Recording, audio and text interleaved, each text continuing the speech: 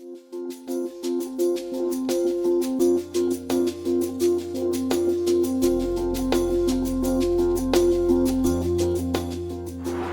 was walking up the channel of Burnley in 2010 trying to figure out what the problems were, and it was then and there that I decided I really needed to get a project in Burnley to try and not only improve the river but interest the people of Burnley in looking after and improving their river and absorbing and kind of taking on ownership and taking pride in where their rivers came from and how it's influenced the town and how they can make it better. Representatives from several organisations gathered at the town mouse to explore and discuss a new project relating to Burnley's town centre rivers. Well, it's a very exciting project. It's the Ribble Valley Trust, and all the contributory rivers that flow into the Ribble, they've been explored for environmental enhancement. And today it's the turn of the River Brum. The town upon Burnley is named after the Brum, and so we're going to have a look at the river, the valley, and see what we can do to enhance the contribution of the Brum to the environment of Burnley.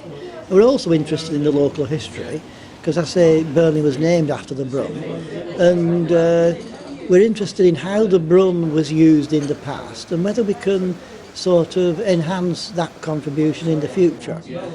To give you an example, there's just near St Peter's Church, there's a weir on the Brum, and that was constructed in the Middle Ages to provide the water for the ancient corn mill in Burnley.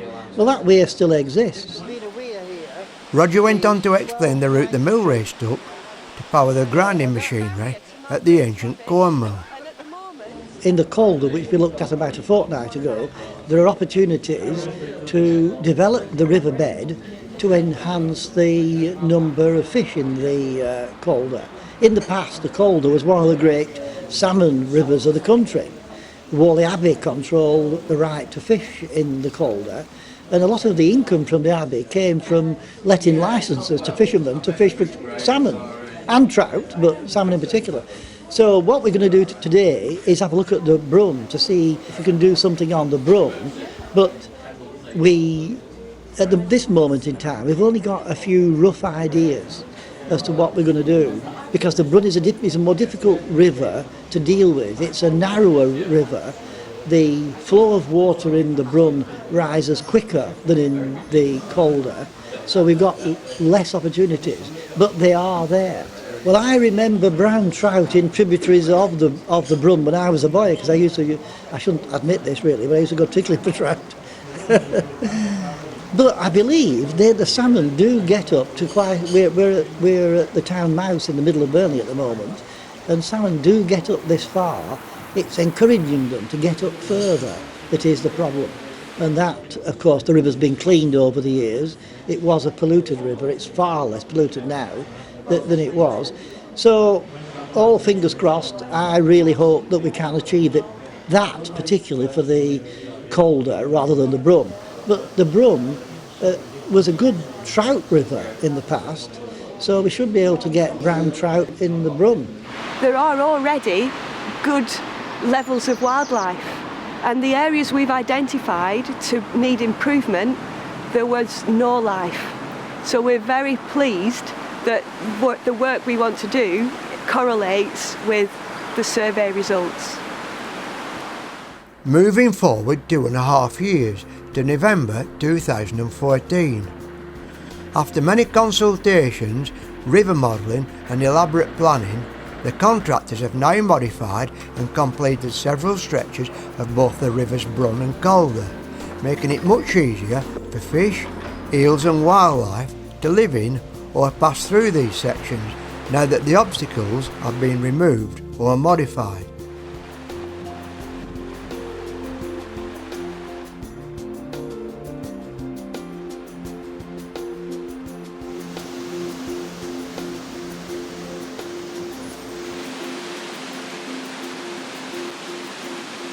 It's a great pleasure to open this fish path, and I'm sure it's going to be a great success. Nice dead tree there, isn't it?